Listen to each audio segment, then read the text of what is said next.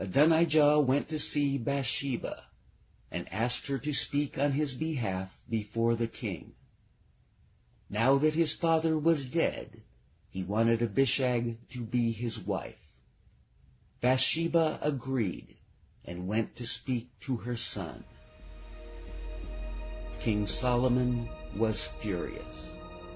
He said, "If I were to give him Abishag, I would be giving him the kingdom too."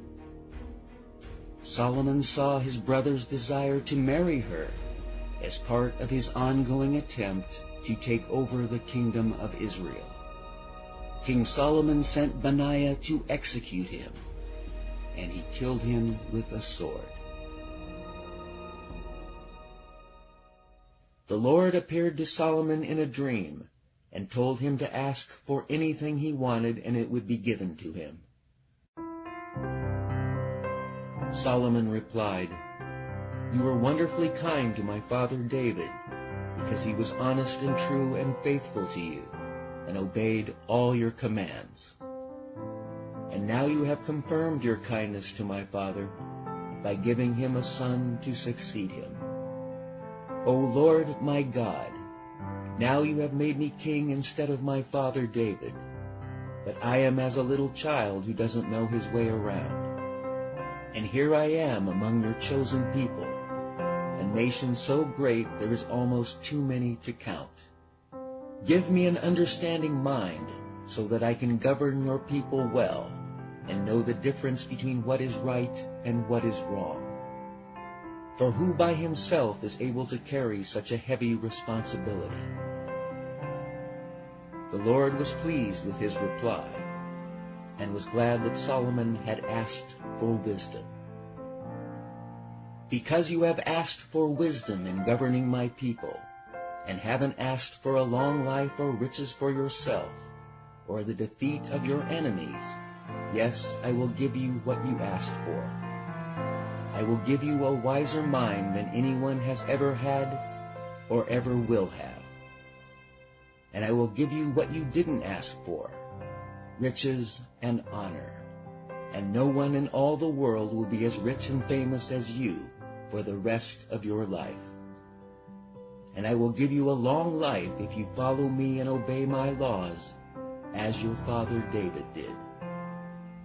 Solomon awoke from his dream and went to the tabernacle, where he stood before the Ark of the Covenant and sacrificed burnt offerings and peace offerings to the Lord.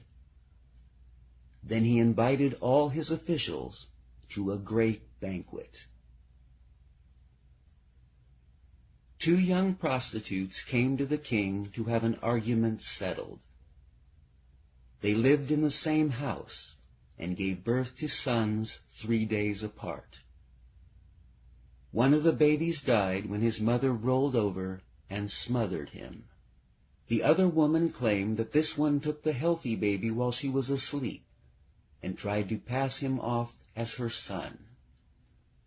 The women argued back and forth as to which one was the true mother of the child. Then the king said, "Both of you claim the living child, and each says the dead child belongs to the other."